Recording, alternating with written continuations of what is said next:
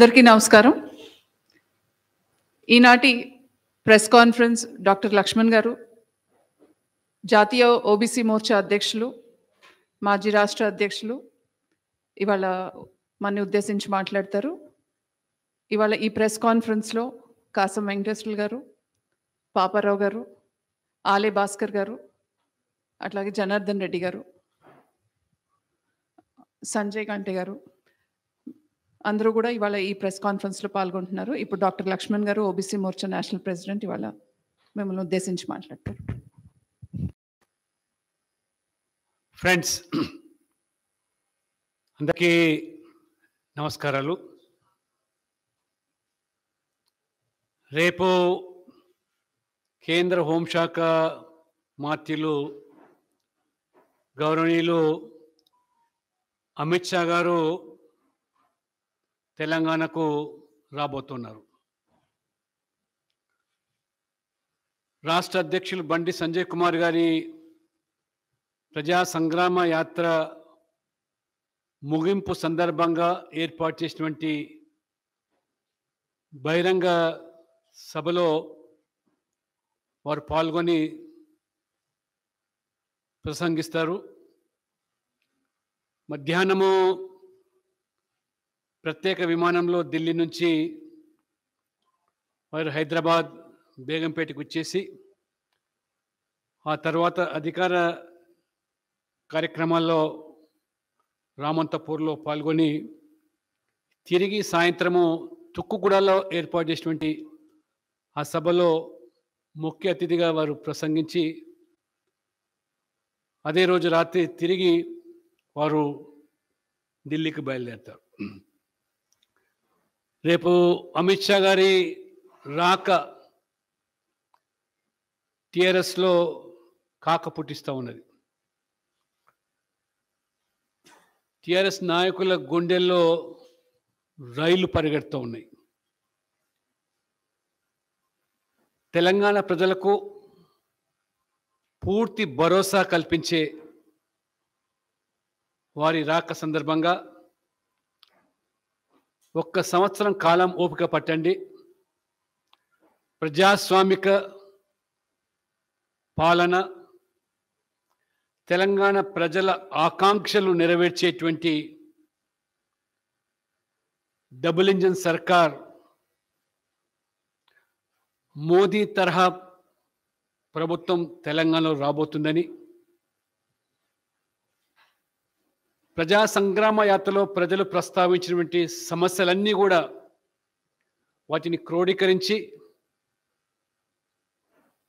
భవిష్యత్తు ఎన్నికల్లో బీజేపీ ఎన్నికల మేనిఫెస్టోలో ప్రధాన పరిష్కార మార్గ సూచికలుగా వాటిని పొందుపరుస్తూ ఎప్పుడు ఎన్నికలు జరిగినా రాష్ట్ర భారతీయ జనతా పార్టీ ఒక్కసారి తెలంగాణ రాష్ట్రంలో బీజేపీకి అవకాశం ఇవ్వండి అనే నినాదంతో ఉమ్మడి ఆంధ్రప్రదేశ్ లేదా 2 తెలుగు రాష్ట్రాల్లో ఈ పార్టీకి అన్ని పార్టీలకు అవకాశం ఇచ్చారు. కాంగ్రెస్, టీడీపీ, టీఆర్ఎస్, వైఎస్ఆర్సీపీ సైతం అందరి పాలన చూశారు. తెలంగాణలో ప్రజలు ఏదైతే మార్పు కోరుకుంటున్నారో ఆ మార్పుకు అనుగుణంగా స్వచ్ఛమైన, నీతివంతమైన పాలన, కుల కుటుంబ రహిత పాలన, పారదర్శకత, జవాబుదారీతనంతో అభివృద్ధి, పేదల సంక్షేమ పథకాలే సమపాలలో 2 కళ్ళుగా వాటిని అమలుపరిచే దాంట్లో బీజేపీ శాసిత రాష్ట్రాలు ఉత్తరప్రదేశ్ యోగి నుంచి మొదలుకుంటే నిన్నటి గోవా, చిన్న రాష్ట్రమైన గోవా, ప్రమోద్ సావంత్ వరకు డబుల్ ఇంజన్ సర్కార్ల నేతృత్వంలో అభివృద్ధి ఏ రకంగా వేగంగా దూసుకుపోతున్నది. ప్రజా సంక్షేమ పథకాలు దళారీ పాత్ర లేకుండా సమాజంలో ఉన్నటువంటి చిట్ట చివరి వ్యక్తికి, అత్యంత పేదరికంలో అనుభవించే వ్యక్తికి ఫలాలు అందించే దాంట్లో దళారీ పాత్ర లేకుండా, దళారీ వ్యవస్థ లేకుండా నేరుగా ఆ లక్షిత వర్గాలకు అందించేటువంటి పాలన తప్పకుండా చవి చూస్తారనే ఒక భరోసాను రేపు అమిత్ షా కల్పించబోతా ఉన్నారు. ప్రజలు కూడా మీరు భారతీయ జనతా పార్టీని ఆశీర్వదించి దీవించి ధీటైనటువంటి సమర్థవంతమైన పాలన అందించే బీజేపీకి మీరందరూ కూడా మద్దతు తెలపాలని కోరుతూ, ఈరోజు పత్రికల్లో వార్తలు చూస్తూ ఉన్నాం. రాష్ట్రం ఏ రకంగా దివాలా తీస్తున్నది, అప్పుల పాలైపోతూ ఉన్నది. ఈ రాష్ట్రాన్ని పూర్తిగా అప్పుల ఊబిలోకి ఏ రకంగా నెట్టబడుతూ ఉన్నది.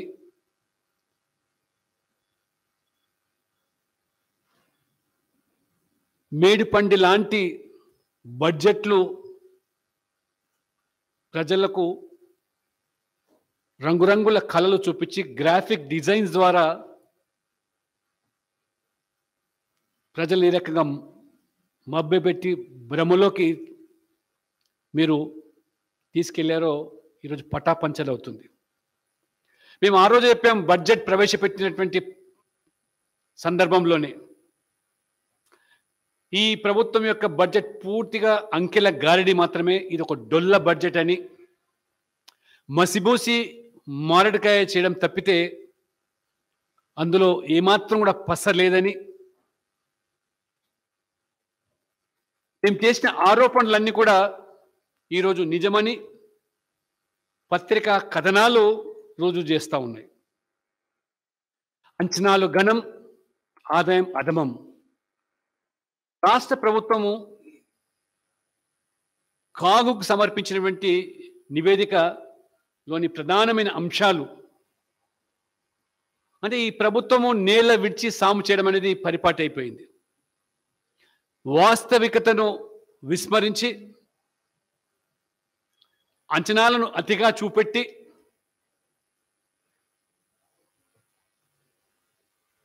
ప్రజలను, సంస్థలను ఈ రకంగా మభ్యపెట్టడం.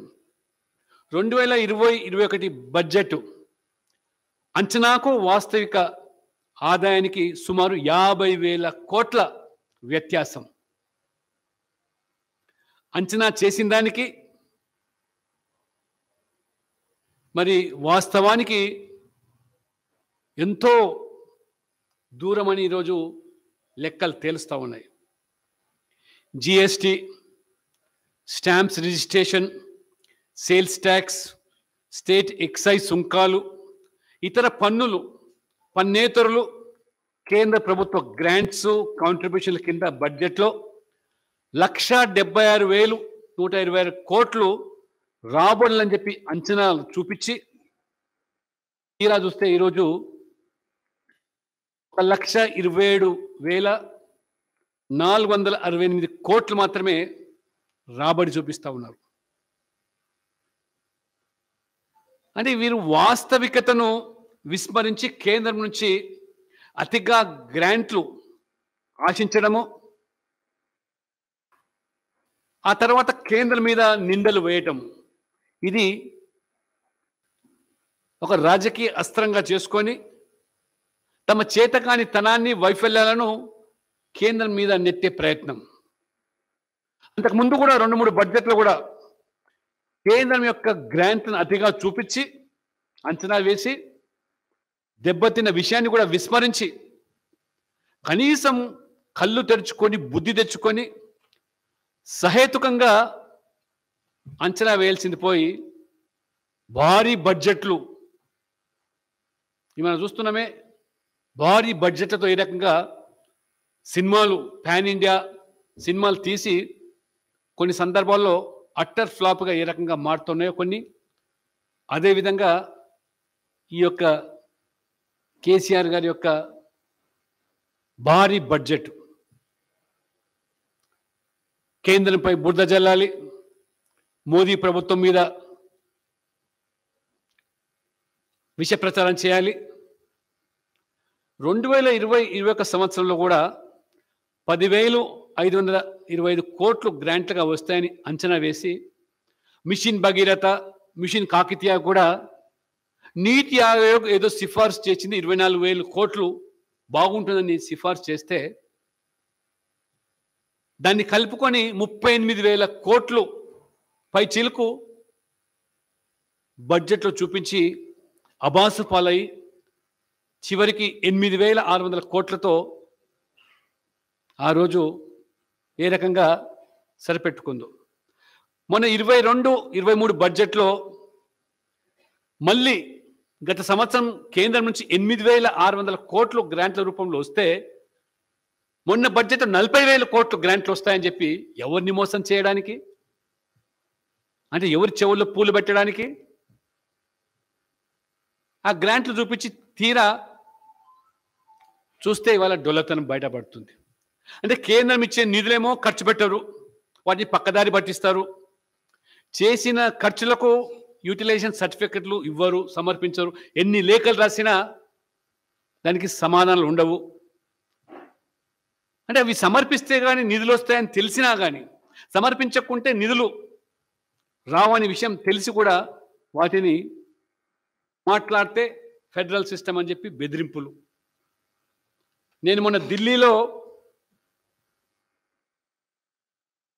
సోషల్ జస్టిస్ మినిస్టర్ అవుతున్నారో సాంఘిక సంక్షేమ శాఖ మంత్రి డాక్టర్ వీరేంద్ర సింగ్ గారిని కలవడం జరిగింది. చాలా విషయాలు చెప్తున్నారు వారు. కేంద్రం నుంచి వచ్చే నిధులు రాష్ట్రాలకు పంపిస్తూ ఉంటే వారేమో వాటిని డైవర్ట్ చేయడము, మరి దేని ఖర్చు పెట్టినో మేము లెక్కలెడితే ఇవ్వకపోవడము, ఇది పరిపాటిగా మారింది. అందుకనే నరేంద్ర మోడీ గారు చాలా స్పష్టంగా మాకు ఆదేశాలు ఇచ్చారు. ఇక ముందు రాష్ట్రాల్లో ఏ లక్షిత వర్గాలకు కేంద్రం రాయితీలు ఇస్తున్నదో, పెన్షన్లు ఇస్తున్నదో, వారికి ఉదారంగా సాయం చేస్తున్నదో ఆ లక్షిత వర్గాల ఖాతాలో డబ్బులు చేర్చాలని నిర్ణయం తీసుకుంది. లేనట్లయితే ఈ డబ్బులు డైవర్ట్ చేయడము, మధ్యలో కొంత దళారులు అవినీతికి పాల్పడము, పేదవాళ్ళ కోసం ఇచ్చే డబ్బు అది ఏ రకంగా పెద్దవాళ్ళు కాజేస్తున్నారు. కాబట్టి మేము ఈ సంవత్సరం నుంచి ఈ యొక్క స్టూడెంట్ స్కాలర్షిప్స్ ఎస్సీ, ఎస్టీ, బీసీలు 60% నేరుగా ఆ ప్రభుత్వాన్ని గత సంవత్సరం చదువుతూ ఉంటే ఈ సంవత్సరం పంపించారు. ఏ కాలేజీలో ఎంతమంది విద్యార్థులు చదువుతున్నారో ఈ స్కాలర్షిప్ అర్హులైన వాళ్ళందరికీ కూడా జాబితాలు పంపించమంటే, వాళ్ళ పేర్లు బ్యాంక్ ఖాతాలు పంపించమంటే దానికి మేషాలు లెక్కబెట్టి ఒత్తిడి చేస్తే కానీ మొన్న పంపించారు. అంటే ఇవాళ నేరుగా 60% ఆ స్కాలర్షిప్ అమౌంట్ ఆ స్టూడెంట్స్ ఖాతాలో బదిలీ చేస్తున్న కేంద్రం కొన్ని లక్షల మందికి. కానీ రాష్ట్ర ప్రభుత్వం అయితే 40% వాటా ఉందో తన వంతు వాటా ఆ విద్యార్థులకు ఆ ఖాతాలు చేర్చకుండా మీరే మాకు 60% ఇస్తే కానీ మేమే కల్పిస్తామని మొండి చేస్తూ ఉన్నది. ఈరోజు విద్యార్థులు నష్టపోతున్నారని ఇవాళ మంత్రి గారు చెప్తే ఆశ్చర్యం కలిగింది. అందుకనే ఈ పన్నేతర రాబడుల విషయంలో కూడా ఈ ప్రభుత్వం ఏమన్నది, భూముల అమ్మకాల ద్వారా మాకు రాబడి 30,557 కోట్లు వస్తాయి అని బడ్జెట్లో అంచనా వేసింది. జరిగింది ఏమిటి? తీరా చూస్తే ఈ ప్రభుత్వ భూములన్నీ మీరు వేలానికి పెడితే అమ్మితే 8,850 కోట్లు మాత్రమే వచ్చింది. ఎక్కడ 30,000 పై చిలుకు కోట్లు, 8,000 కోట్లు. అంటే ఏ రకంగా బడ్జెట్ అంచనాలను మీరు తారుమారు చేస్తున్నారు. అంటే రాబడి 4వ వంతు కూడా ఇవాళ లేకపోవడం, ఇది మీ పనితీరుకు అర్థం కాదా, పడతలేదా? మీ వైఫల్యాలకు ఇది సూచిక కాదా? అందుకనే మీరు 1,98,430 కోట్లు ఖర్చు పెడతామని 1,66,000 కోట్లు మాత్రమే ఖర్చు పెట్టి 32,000 కోట్లు తగ్గిస్తే, మరి ఆ పెట్టిన ఖర్చులో కూడా దాదాపు 47,690 కోట్లు రుణాల ద్వారా సేకరించిన నిధులే, రాబడి కాదు, ఇతరత కాదు. అందుకనే మీరు ఖర్చుల రాబడి విషయంలో ఎట్లా ఉన్నా అప్పుల విషయంలో మాత్రం చాలా గొప్పగా అనుకున్న దానికంటే ఎక్కువగా అప్పులు సాధించుకుంటున్నారు మీరు. ఇది మీ యొక్క ఘనత. అప్పులు చేసి ఏం చేస్తున్నారు? పప్పుకూడు.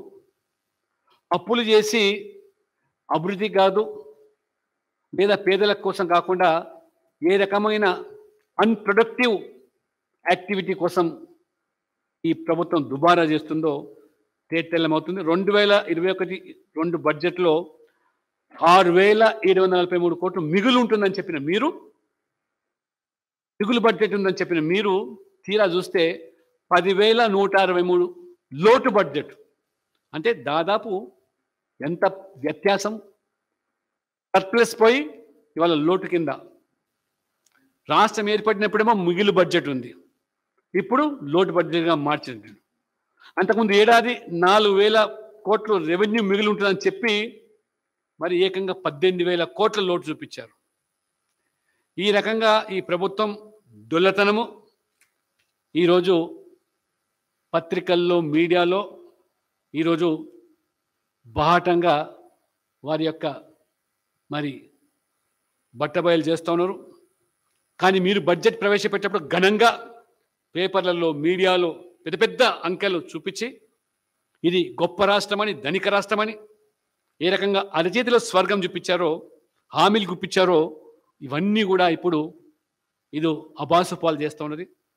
వాస్తవంగా ఇవాళ రాష్ట్రంలో కొత్తగా 11 లక్షల మంది వృద్ధులు, వితంతువులు, దివ్యాంగులు పెన్షన్ల కోసం దరఖాస్తులు పెట్టి 3.5 సంవత్సరాలుగా వస్తున్నది. మీరు ఇచ్చిన హామీ మేరకు దిక్కు లేదు, దివాణా లేదు. 50 ఏళ్ళు నిండిన వాళ్ళకు, 57 ఇయర్స్ నిండిన వాళ్ళకు వృద్ధాప్య పెన్షన్లు ఇస్తామన్నారు. ఇది అమలుకు ఇంతవరకు నోచుకోలేదు. కనీసం 65 ఏళ్ళు నిండి వృద్ధాప్య పెన్షన్ దరఖాస్తు పెట్టిన వాళ్ళు కూడా కొన్ని లక్షల మంది ఉన్నారు. కొత్తగా వాళ్ళకు కూడా ఈరోజు పెన్షన్లు లేవు. అసలు తెలంగాణ కోసం కొట్లాడిందే నియమ కొలువుల కోసం. 8 ఏళ్ళ నుంచి నాంచి ఇప్పుడు ఏదో ఊరించి ఏదో నోటిఫికేషన్ ఇస్తున్నారు. కానీ అది భర్తీ అయ్యేసరికి ఎప్పుడో అనేది అనుమానాలు. నిరుద్యోగ భృతి అన్నారు 3,016, ఇప్పటి వరకు లేదు. ఆ లెక్కంగా చూస్తే ఈ రాష్ట్రంలో ప్రతి నిరుద్యోగికి ₹1,00,000 పైన ఈ రాష్ట్రం ప్రభుత్వం బకాయి ఉంది.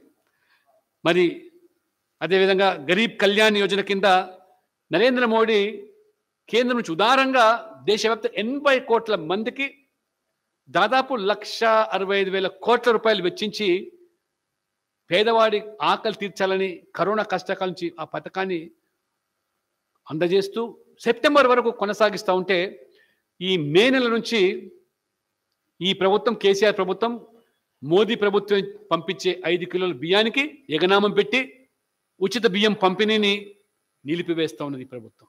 అంటే దేవుడు వరం ఇచ్చిన పూజారి అడ్డుకున్నట్టుగా నరేంద్ర మోడీ గారు పేదవాళ్ళ పట్ల ఒక మానవతా హృదయంతో ఉచితంగా 5 కిలోల బియ్యం ప్రతి వ్యక్తికి ఇంట్లో వారు పంపిణీ చేస్తూ ఉంటే దానికి వాళ్ళు స్వస్తి పలికింది. మరి రైతులకు రుణమాఫీ అన్నారు, రుణమాఫీ లేదు. ఇప్పుడు రుణమాఫీ వస్తుందని నమ్మి రైతులు అప్పు కట్టకుండా మిగిలిపోయిన వాళ్ళు ఈరోజు వాళ్ళు వడ్డీలే అసలుకు మించిపోయినాయి, అప్పులు మించిపోయినాయి. ఇది మీ ప్రభుత్వం యొక్క నిర్వాకం. ప్రధానమంత్రి ఆవాస్ యోజన కింద తెలంగాణకు 2,90,000 ఇండ్లు మంజూరు చేస్తే 30,000 కూడా ఇప్పుడు లబ్ధిదారులకు అందలేదు. పక్క రాష్ట్రాల్లో లక్షల మందికి ఇవాళ, నేను ఉత్తరప్రదేశ్లో చూస్తే 45 లక్షల మందికి 5 సంవత్సరాల్లో వారికి సొంతింటి కళ సాకారం చేసింది యోగి ప్రభుత్వం. అదే రకంగా గుజరాత్, కర్ణాటక, ఆంధ్రప్రదేశ్లో లక్షల సంఖ్యలో ఇల్లు పేదవాళ్ళకు కట్టించిన దాఖలాలు ఉంటే ఈరోజు మీ దుస్థితి. ఈ రకంగా ధనిక రాష్ట్రం అని గొప్పలు చెప్పుకొని ఉద్యోగులకు కూడా ఈ రోజు వరకు కూడా జీతాలు ఇవ్వలేని దుస్థితి ఇవాళ. 1వ తారీఖు రావాల్సిన జీతాలు ఇప్పటి వరకు జీతాలు లేవు. మరి ఆసరా పెన్షన్ అదే పరిస్థితి. 28, 29 తారీఖు వస్తే కానీ వారికి పెన్షన్లు వచ్చే పరిస్థితి. గ్రామ పంచాయతీలు బిల్లులన్నీ పెండింగ్లో ఉన్నాయి. పారిశుద్ధ కార్మికులు జీతాలు, మొన్న మునుగోడు గ్రామ సర్పంచు నిధులు ఏదైతే బకాయిలు చెల్లించడానికి భిక్షాటన చేసిన దుర్ఘటన, ఇంతకంటే దారుణం ఏది ఉందా? గ్రామ పంచాయతీల దుస్థితికి ఇది అర్థం పడుతూ ఉన్నది. ఇది కేసీఆర్ ప్రభుత్వం అంటే అన్ని పెండింగ్, కాబట్టి ఇది పెండింగ్ ప్రభుత్వం. అంగన్వాడీ బిల్లుల పెండింగు, ఆరోగ్యశ్రీ బిల్లులు పెండింగ్, మధ్యాహ్న భోజనం బిల్లులు పెండింగ్, ఇలా అన్ని పెండింగ్లో పెట్టి కాంట్రాక్ట్లు చేసే పనులు బిల్లు పెండింగ్లో పెట్టి ఏ రకంగా రైతు బంధుల కోత పెడుతున్నారు. కాబట్టి ఈ ప్రభుత్వం ఇప్పుడు అసలు స్వరూపం బయటికి వచ్చింది. ప్రజా సంగ్రామ యాత్ర ద్వారా ఏ తెలంగాణ ఉద్యమంలో ఏ అంశాన్ని తీసుకొని ఉద్యమించారో తెలంగాణ ప్రజల బతుకులు, ఇదే కేసీఆర్ గారు ఏమన్నారు, తెలంగాణ ప్రజల బతుకులు బొంబాయి, దుబాయ్, బొగ్గుబాయ్ అన్నారు. మొన్న మళ్ళీ ఈ యాత్ర ద్వారా నారాయణపేట నుంచి బొంబాయికి బస్సులు వెళ్ళేది ఏ రకంగా మరి కళ్ళ కట్టినట్టుగా యాత్ర ద్వారా అధ్యక్షుల వారు ఈ లోకానికి తెలియజేస్తే, మరి దత్తత తీసుకున్నటువంటి జిల్లా కేసీఆర్ గారు, దానికే ఇవాళ మరి ఈరోజు దిక్కు లేదంటే తెలంగాణ పరిస్థితి ఏ విధంగా ఉంది అంటే, కేసీఆర్ ముఖ్యమంత్రి అంటే గజ్వేల్కు, కేటీఆర్ మంత్రి సిరిసిల్లకు, హరీష్ రావు గారు మంత్రి గారు ఆరోగ్య శాఖమైనా ఇంతకుముందు ఆర్థిక శాఖ అయినా కేవలం వారు మరి సిద్దిపేటకే పరిమితం. ఇది వారి యొక్క మరి దివాళాకోరుతనం. అందుకనే ఇప్పుడు రాష్ట్ర ప్రజలు వాస్తవాలు తెలుసుకున్నారు, బీజేపీ వైపు మొగ్గు చూపుతున్నారు. టీఆర్ఎస్ క్లైమాక్స్ దగ్గర పడ్డది. అందుకనే ఈ కేసీఆర్, కేటీఆర్, టీఆర్ఎస్ మంత్రులు సోయి లేకుండా మరి ఏ రకంగా మతి తప్పి మాట్లాడుతున్నారో, ప్రధానమంత్రి మీద కూడా అవాకులు చెవాకులు పేలుతున్నారో మరి. అందుకనే రేపు రాష్ట్రానికి మరి అమిత్ షా రాక తెలంగాణ ప్రజలకు పూర్తి భరోసా. మరి మన ట్విట్టర్ పిట్ట కూని రాగాలు కూస్తున్నది. ఇప్పుడు అబద్ధాలు పల్లె వేస్తూ ప్రజలు మభ్యపెట్టే ప్రయత్నం చేస్తున్నది, తిమ్మిని బమ్మి చేస్తూ ఉన్నది. అందుకనే మరొకసారి అమిత్ షా రాక అనంతరం కేవలం బీజేపీ కార్యకర్తలకు మాత్రమే ఉత్సాహం కాకుండా తెలంగాణ ప్రజలు ఒక గంపెడు ఆశతో చూస్తున్నారు బీజేపీ వైపు. అందుకనే రేపు బహిరంగ సభ అనంతరం రాష్ట్ర రాజకీయ ముఖ చిత్రంలో పెను మార్పులు సంభవించడం ఖాయం. ఇది ఈ యొక్క సభ తెలంగాణ రాజకీయ చిత్రపటాన్ని మారుస్తుందని చెప్పి నేను భావిస్తా ఉన్నాను.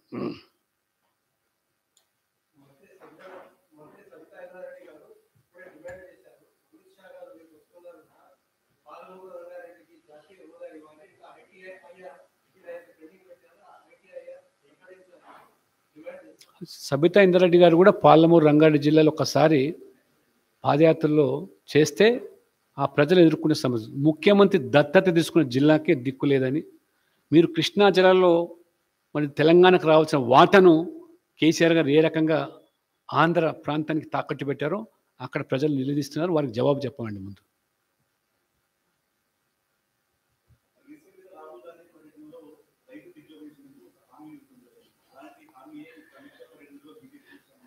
ఇప్పుడు కాంగ్రెస్ వచ్చేది లేదు, సచ్చేది లేదు, ఎన్ని హామీ ఇస్తే లేదండి. బహుశా మీకు ఒకసారి గుర్తుండొచ్చు, ఎన్టీ రామారావు గారు తెలుగుదేశం పార్టీ పెట్టినప్పుడు వారు కిలో రూపాయ ₹2 కిలో బియ్యాన్ని పథకాన్ని ప్రకటించారు మేనిఫెస్టోలో.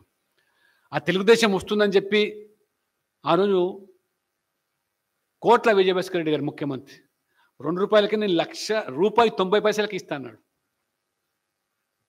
₹1.90 ఇస్తా కిలో బియ్యం అంటే నమ్మలేదు ప్రజలు. అందుకనే ప్రజలు, తెలంగాణ ప్రజలు అమాయకులు కాదు, చాలా చైతన్యవంతమైన సమాజంతో కూడా ఆకలితో అలమటించవచ్చు పేదవాడు కావచ్చు తెలంగాణ, కానీ ఆత్మగౌరవాన్ని తాకట్టు పెట్టే జాతి తెలంగాణ జాతి కాదు. అటువంటి భ్రమలు ఎన్ని కల్పించినా నమ్మరు. సమర్థవంతమైన పాలన దేశంలో ఎక్కడ లేని విధంగా బీజేపీ శాసిత రాష్ట్రాల్లో సంక్షేమ పథకాలు పేరు. నిన్న గోవా ముఖ్యమంత్రి మీకు చెప్పాను, నేను స్వయంగా గోవాకి వెళ్ళి వచ్చినాను. చిన్న రాష్ట్రం అది, దాదాపు 20-25 వేల మంది ఓటర్లు ఉన్న అసెంబ్లీ. పెన్షన్ ఎంత తెలుసు అక్కడ? ఈ సంవత్సరం ₹2,500 ఓల్డేజ్ పెన్షన్. నువ్వు గొప్పగా చెప్పుకునే ధనిక రాష్ట్రం తెలంగాణ రాష్ట్రం. అక్కడ ఇంటికి ఒక పెన్షన్ కాదు, అర్హులు ఉంటే ఇద్దరికి ఇస్తుంది. కాబట్టి డెవలప్మెంట్లో కానీ మేము చెప్పాల్సిన లేదు, ప్రజలు చూస్తున్నారు. 18 రాష్ట్రాల్లో what is the development going on in all the BJP ruled states and welfare schemes nowhere in the world. ప్రధానమంత్రి గరీబ్ కళ్యాణ్ యోజన పేరు 80 కోట్ల మందికి, దాంట్లో పేద భావాలు లేవు. ఈయన బీసీయా, ఎస్టీయా, ఎస్సీయా, ఈయన ముస్లిమా, క్రిస్టియనా, హిందూ అని లేదు. ఫర్ ఇన్ఫర్మేషన్, ఉత్తరప్రదేశ్లో 15 కోట్ల మందికి ముఫ్త్ రాషన్, ఏదైతే నిశుల్క్ రాషన్ నెలకు 2 సార్లు పంపిణీ చేస్తున్నారో, 5 కిలోల బియ్యానికి అదనంగా యోగి గారు మరి 1 కిలో గోధుమలు, పప్పు, చక్కెర, మంచి నూనె, ఉప్పుతో సహా 15 కోట్ల మందికి పంపిణీ చేస్తుంటే అందులో 30% ముస్లింలు. రాజకీయ కోణంలో కాదు, ఓట్ల కోసం కాదు ఈ పథకాలు పంపిణీలు, ఒక మానవతా హృదయంతో. పేదవాడికి కులం లేదు, మతం లేదు. అది బీజేపీ యొక్క నిర్వచనం.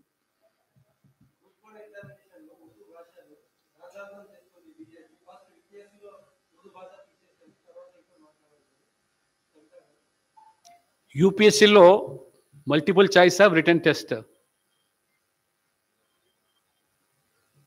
ఒకసారి. అందుకనే సరే, ప్రజలు ఇవాళ వాస్తవాలు తెలుసుకుంటున్నారు. ప్రజలు నిర్ణేతలు. బీజేపీ డిమాండ్ సహేతుకమా కాదని ప్రజలు తేలుస్తారు కదా.